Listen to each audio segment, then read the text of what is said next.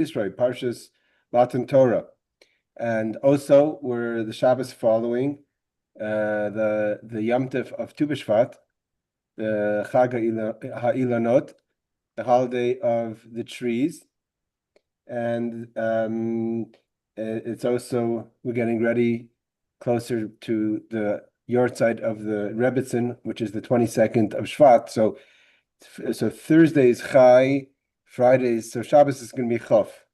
So Sunday night is I believe is the Rebbitzins Yortzeit. Hold on a second. Oh, here we go. So Sunday night is the Rebbitzins Yortzeit for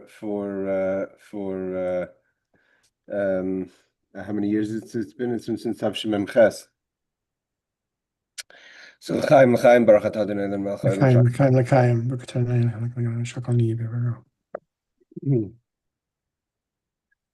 So we have hold on a second, make sure that I'm not mixing up things over here. Hold on. Not exactly the mechanical person. I think I mixed up either way. All right.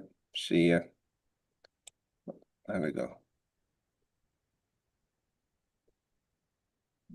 Okay. So here's Ariel is here. So this week's Parshat Yisro. Yisro is following Parshat Beshalach. In Parshat Beshalach, right? So Parshat Beshalach, we have the story of Kriyas Yamsov, the splitting of the Red Sea, and in the splitting of the Red Sea, afterwards we have the Mechamas Amalek, the battle of Amalek, and then we go to this week's Parsha where the Jewish people enter into Midbar Sinai, into the desert of Sinai, and they get ready to receive the Torah. So we mamish completed from Parshas Boy till Parshas Yisro. We complete the 49 days of the Omer, the 49 days of counting, of getting ready for Matan Torah. The Jewish people left in Parshas Boy, the end of Parshas Boy, they leave Eretz Mitzrayim, and they did a few travels from different various places that we learn about. And they come now ready to receive the Torah. And Hashem Moshe told them that after 49 days, which is why the Jewish people counted the 49 days of the Omer, of anticipation, of the excitement of receiving the Torah, because God told Moshe Rabbeinu when he was in Mitzrayim, in the first initial meeting with Moshe, he says, "Tavdin asalikim al harazet." We're going to serve Hashem on this mountain. So the Jewish people know that they're going to receive the Torah, and they're very excited about it. Before that, we have a part of the parsha. First half of the parsha deals with Moshe Rabbeinu's mishpacha, his own family. What does it mean, Moshe Rabbeinu's family? Moshe Rabbeinu has a father-in-law, Yisro, that we learned about in Parshat Shmos. When Moshe runs away from Egypt, around the age of I think around 40 or so, he was around 40 years out of Egypt. Moshe Rabbeinu goes to Midyan, and he meets a young lady called Tzipporah. Saving her, of course. He's a real gentleman. He saves her by the water, where everyone is, all the other shepherds are harassing the daughters of Yisro. And Moshe and Tzipporah get married. And Moshe becomes a good son-in-law. He goes to work, like you say, he goes to work for his shver. He goes to work for his father-in-law. And his father-in-law's business was a good Jewish business. He was in the business of sheep. He was a shepherd, like his forefathers, like Avram, Yitzchak, and Yaakov. Moshe Rabbeinu went right back to the Jewish business of being a shepherd, and he took care of the flock of Yisro, and he was there for many years. It says it's brought down somewhere. I think the Rebbe even mentions it. It's brought down, if I remember correctly, it's brought down. But it's definitely brought down in Sfarim that the sheep, the Dor HaMidbar, the generation that left Mitzrayim, they were the reincarnation of their neshamas were first in the sheep that Moshe Rabbeinu took care of by Yisro. That the Jewish people that Moshe took out of the desert, out to the desert, their souls were in the sheep that Moshe took care of in Yisro. There's a famous vart from Reb Zusha Vanapali. Reb Zusha Vanapali said that he was the sheep that ran away. Right? We all know the story that Moshe Rabbeinu was chasing a little sheep that ran away, and he chased it until he got to the burning bush, and he meets God. So if all the sheep had the neshamas, had the souls of different Jewish people that were through the time of the desert. So Zusha Anapoli says, I was the sheep that ran away. And so we have Moshe Rabbeinu has a real his father-in-law.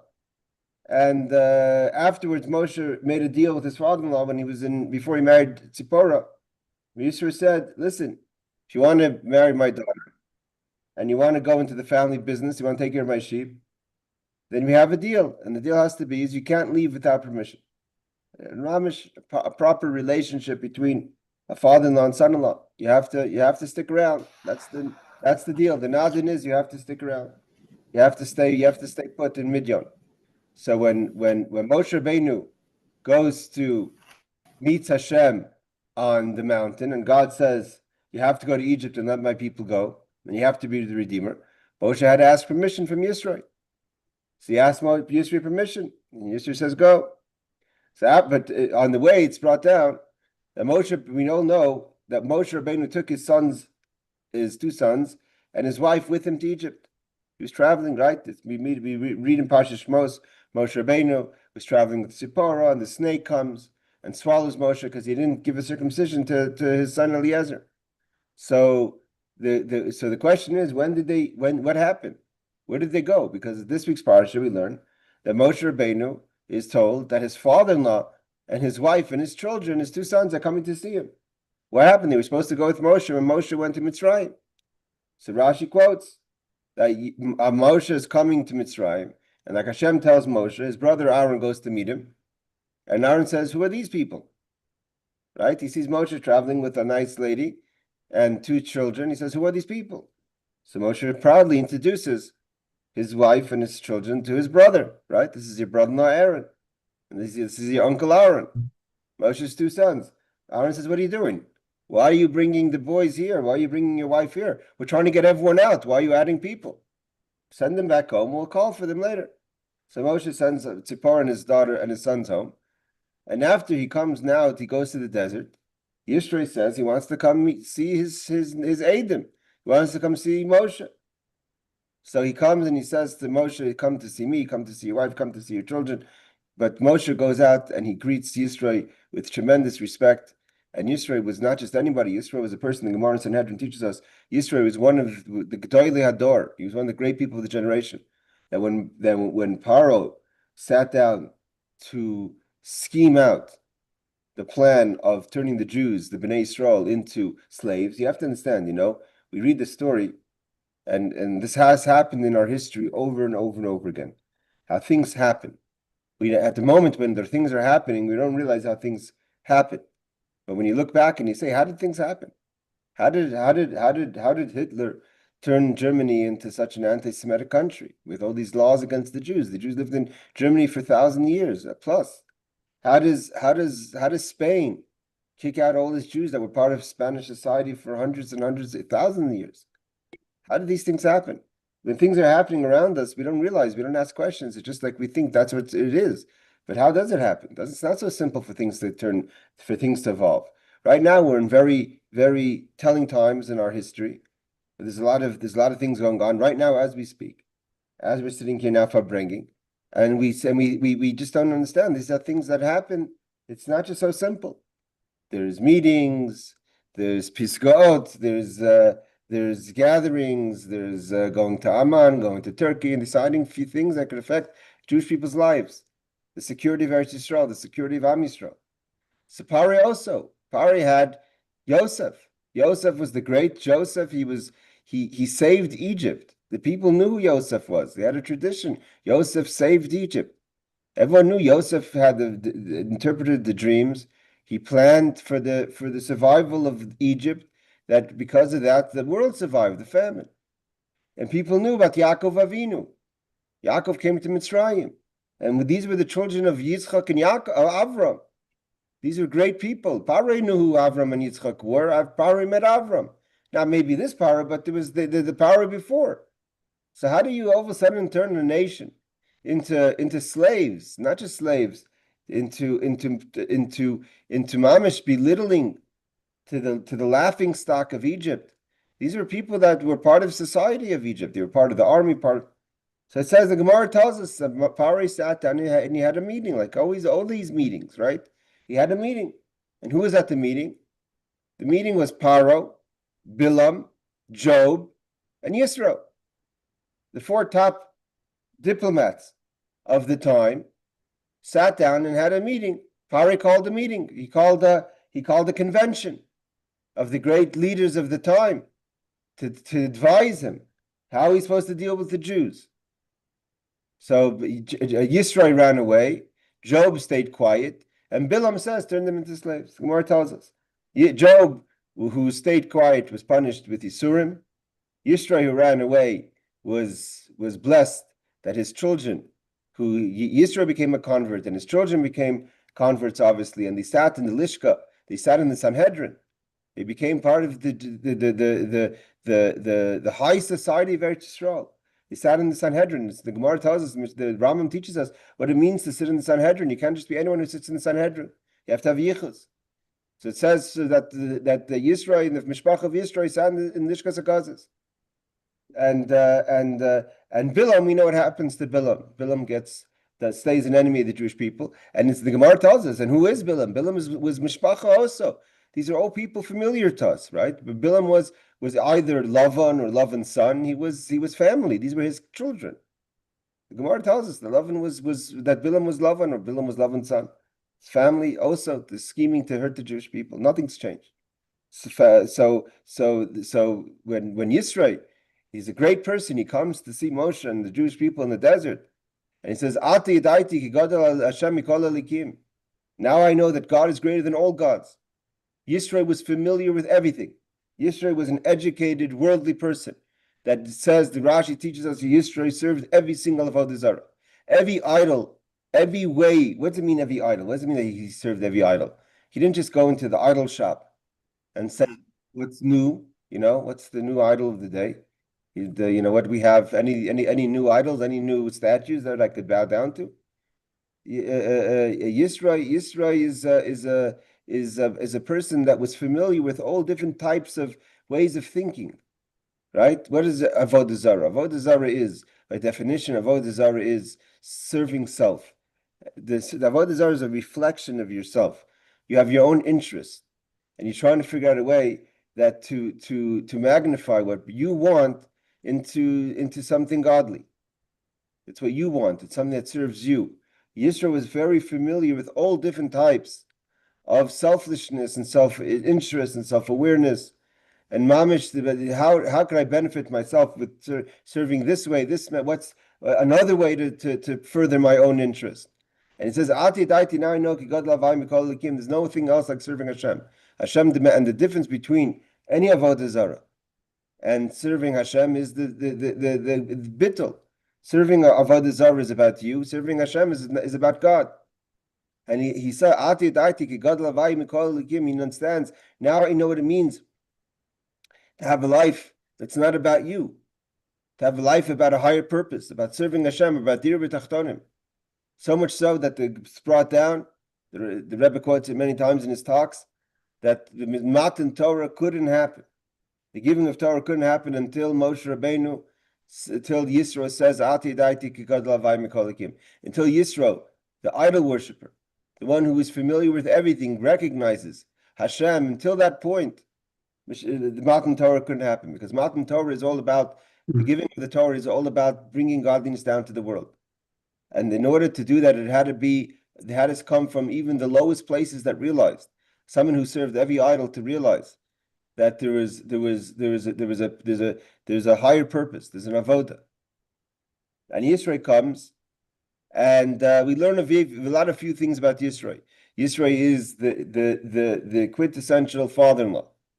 He looks and he criticizes. So he looks at Moshe Rabbeinu, and he's watching Moshe Rabbeinu. That was a joke, by the way. He's not watching Moshe Rabbeinu, and he sees that Moshe Rabbeinu is very preoccupied in judging the people. Moshe Rabbeinu giving all of himself over to the service of the Jewish people. And Yisro says that it's not sustainable. You can't be one person leading hundreds of thousands of people. It doesn't work.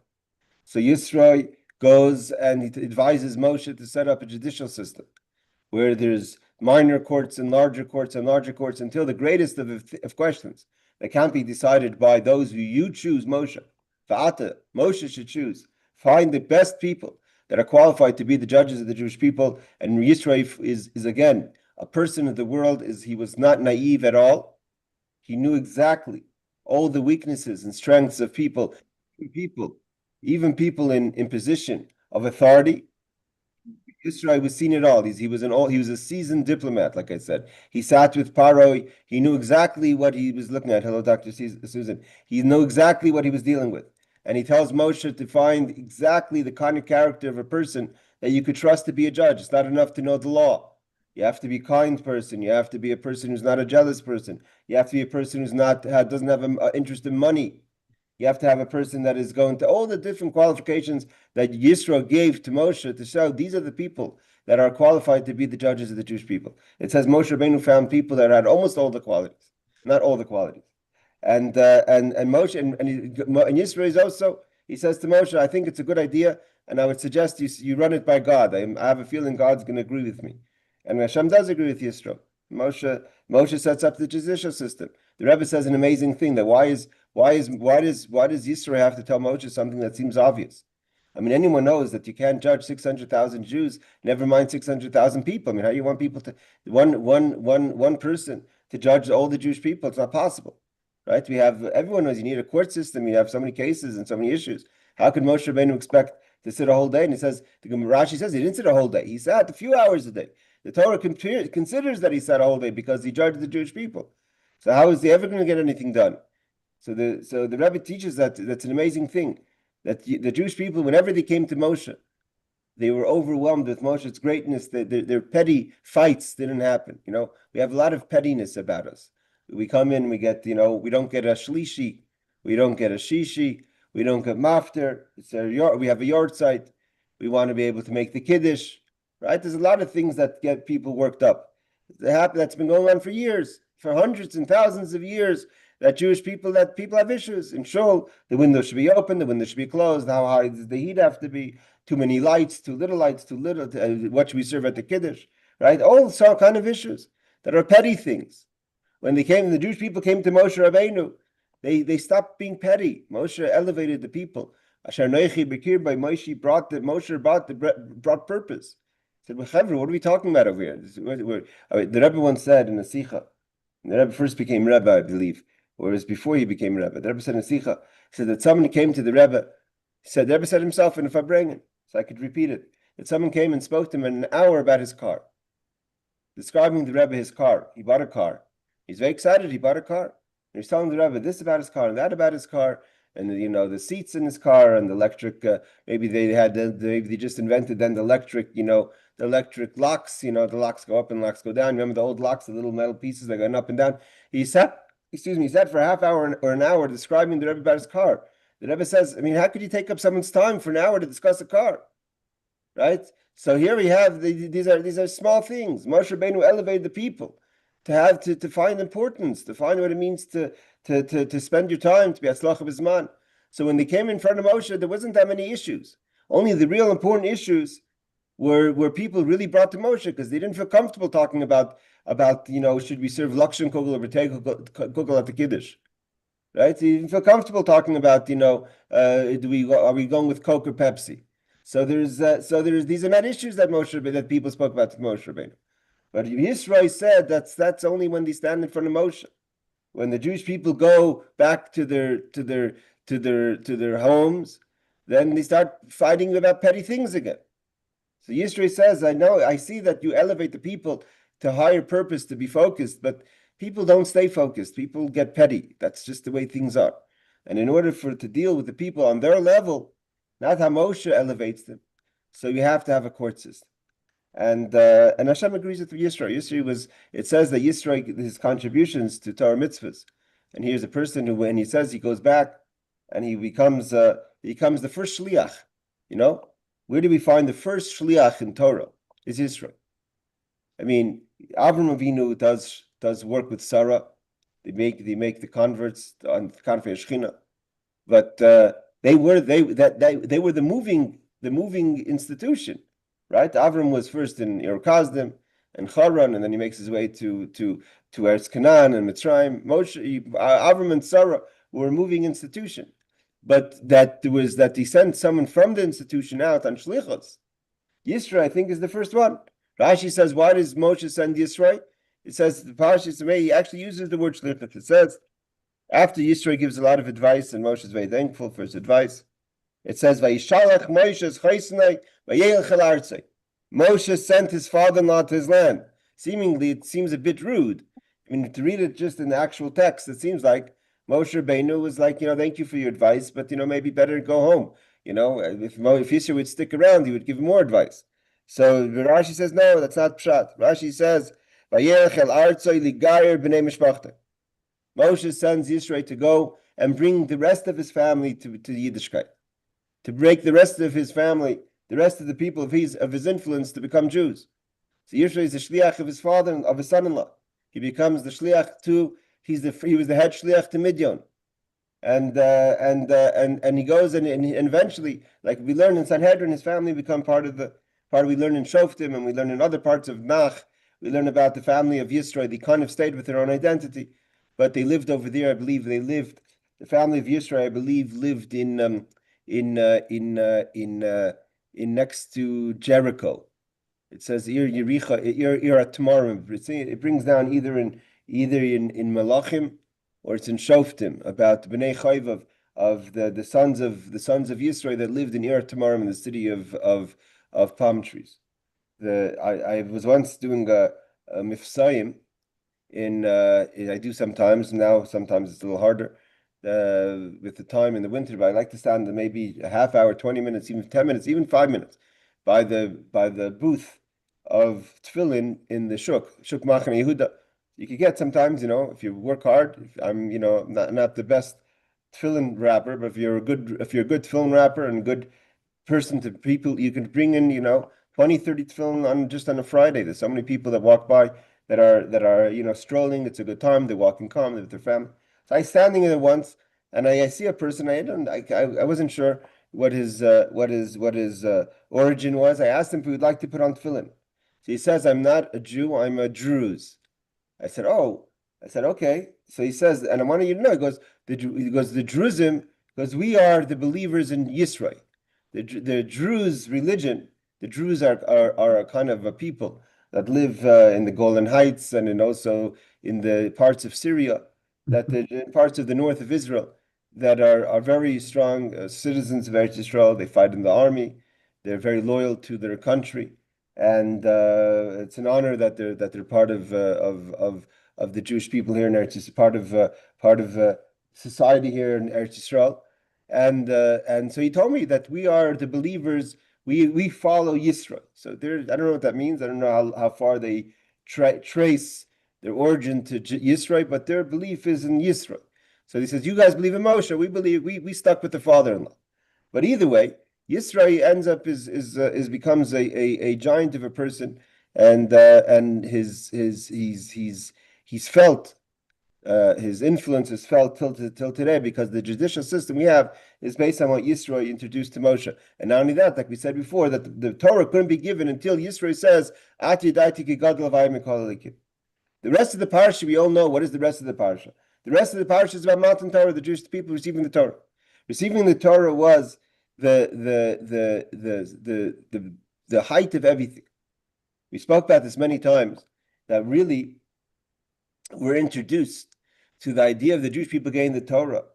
Only it's coded into Torah, but it only becomes revealed when Moshe Rabbeinu meets God by the burning bush. When Moshe Rabbeinu meets God by the burning bush, he says that I'm going to bring the Jewish people to this mountain, and this is Tavdin Asalikim al Harazah. The Jewish people are going to serve God on this mountain. And really, when Moshe Rabbeinu comes to Paroi, he never mentions we're going to Eretz Yisro.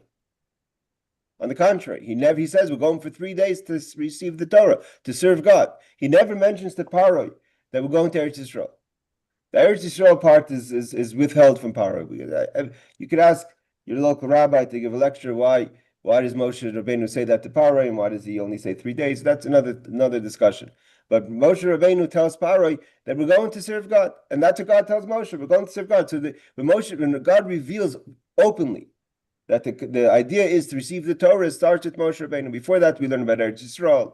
And we know about Matan Torah. Like it says, the Torah starts with the mitzvahs. Chodesh Lachem is the first mitzvah, and Bereishis, B'Shvil Yisrael, B'Shvil Torah Shnik Reishis. The whole world was created for Torah. Yom HaShishi. What does it mean? The 6th day of creation. That the 6th day creation connects to the 6th day of Sivan, when the Jewish people receive the Torah. The whole world is dependent on the Jewish people receiving the Torah. If they don't receive the Torah, the world doesn't exist. The Torah is not a part of creation. The Torah is the reason of creation. If there is no Torah and the Jewish people are not doing Torah mitzvahs, there's no purpose of creation. The whole purpose of creation is to have Torah mitzvahs. So that is something that we start to have in this week's Parsha. And it's Torah mitzvahs is not just things that we do. Torah mitzvahs is not just things that we do, because the person has to do the Torah mitzvahs as Hashem says.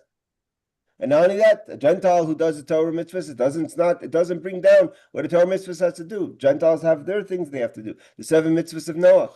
But the Torah, God said, God put into Torah mitzvahs his ratzon, his want. That through doing Torah mitzvahs, that there's only in how you do it and when you do it, in the right time, in the right method, in the right shiurim. Right? We have so many shiurim. Torah has all these things. You can't sit in a sukkah. Unfortunately, sometimes you come sukkahs there at Yisrael. We don't want to say anything negative, but you see it in front of you. You could walk sukkahs in Eretz Yisrael. You walk down and you see a lot of sukkahs that are on the roof, under porches, meaning you have an apartment with a lot of porches. Mm-hmm. People build the sukkahs, but all the sukkahs are on the next person's porch. So usually they're not. In those situations, unless there's some sort of method that we don't see, but there's usually those sukkahs are not kosher. So why? Because they want to sit in a sukkah, because the children should have the holiday of sukkahs. Now I'm sure there's something there, but halachically that's not a sukkah. A sukkah has to be under the schach, under the stars, and a menorah has to be lit in a certain way. And tefillin have to be made out of, you have tefillin. If you go to the store and you buy black boxes and you put them on, it could be, you think you're putting on tefillin, but it's not tefillin unless the tefillin are made in a certain way. Tefillin have to be kosher. That's why we check our tefillin. Your mezuzahs have to be kosher. Mezuzah is not the idea that there's a box on your front door that identifies you as a Jew. Mezuzah has to have the parchment. The parchment has to be written in a proper way. That's all the shiurim of Torah.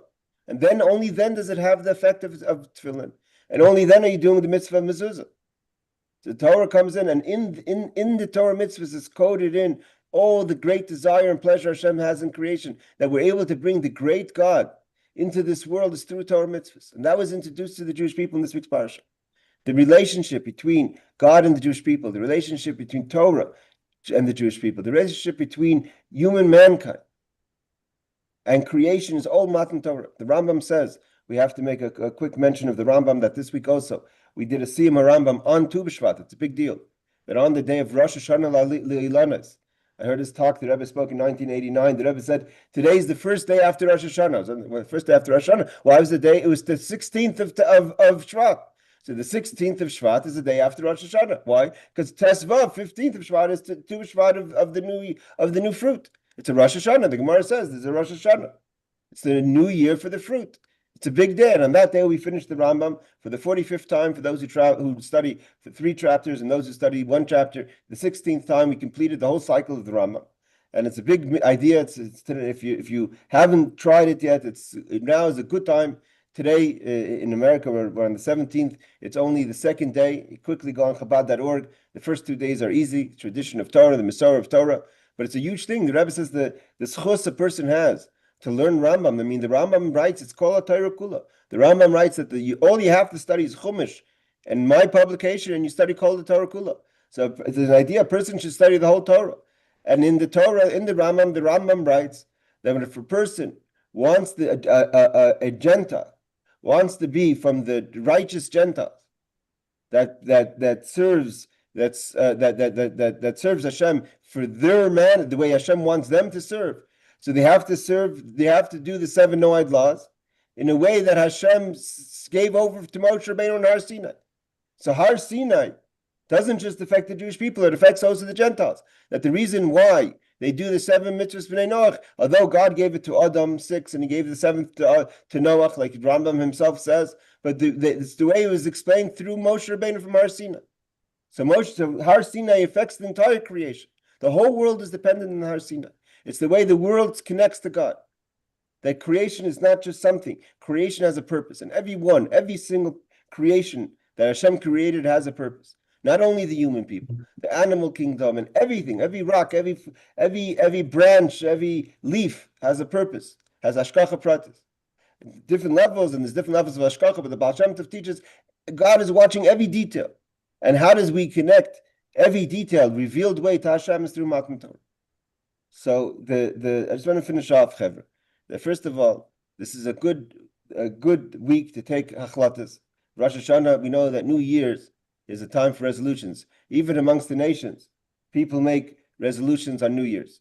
So though this is a new year for the tree, and we know Adam Ke'etz Asada, a person's like a tree, and a person has, like a tree has good roots and a good body with strong branches and fresh, sweet fruit that represents all the things that a person needs to be a person of substance in this world, to be deeply rooted in Torah mitzvahs, to be able to withstand any storm that may come our way, right? That we should be able to be like an olive tree that's mamish, deeply rooted. There's a shita that says the olive trees withstood the flood, right? It says the olive trees is brought down. That how did the pigeon find an olive branch? And that Noach knew that it wasn't just a floating branch. It wouldn't help Noach to know that there's floating branches. That doesn't tell Noach anything. But when the pigeon comes, when the dove came with the olive branch, Noach knew that the ground was dried out and already started to give off growth from the olive branch. Why olive specifically? Is because there's the message that the dove wants to show that it's better to have your own than to get from someone else. But also the idea is that there's a shita. The Rebbe quotes the olive trees is such a, if anyone has been to Yisro, I'm sure Reb Shimon has seen it as others, that the olive tree, the base of the olive tree is very solid. There's a very broad base and comes up so the olive tree stands very strong. That it's likely that even that olive trees survived the flood.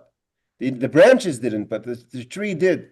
So this teaches us a person that if you're deeply rooted in Torah mitzvahs, even if you're going through chas v'shalom, a flood in your life, and a flood doesn't have to mean that you're drowning in water. You could be drowning in anxiety and drowning in stress and drowning in uncertainty, right? The marble comes in many ways. But if you're deeply rooted in, so then you can withstand even a flood. And that's one of the lessons we have from a tree. And we have to make sure that our fruit, we give off fruit, as the Gemara teaches us what's fruit. Fruit is Torah mitzvahs. How do we know fruit is Torah mitzvahs? Because it says that a person who's found dead by Egla Rufa, who's found motionless and dead in the middle of the road, we bury him in a place where it doesn't give off fruit. Why? Because this person could have given off fruit. The Gemara says, what does it mean, peiros? It can't just mean to have children. Because what happens if the person had children already, or the person couldn't have children? It means Torah mitzvahs. So like a tree has good fruit, you have to have good Torah mitzvahs. And we have to have a good base, and we have to have a good trunk. So this is when it comes to the Rosh Hashanah of the new year, it's a good, which Adam Eitz Asada, we're like a tree. It's a good time for resolutions in strengthening our connection to Matan Torah. Strengthening in Matan Torah includes both the study of Torah and the performance of mitzvahs. And what's a better way to study the entire Torah, Shebal Peh, the entire oral Torah, is studying Rambam. Because the Rambam himself says he includes the entire oral Torah in his publication of the Rambam. And today there's both text and visual and audio that you could listen to, fantastic shiurim from Rabbi Gordon and others that is in good English, simple English, that you can listen to. And if you're not satisfied with the speed, you can make it faster, slower.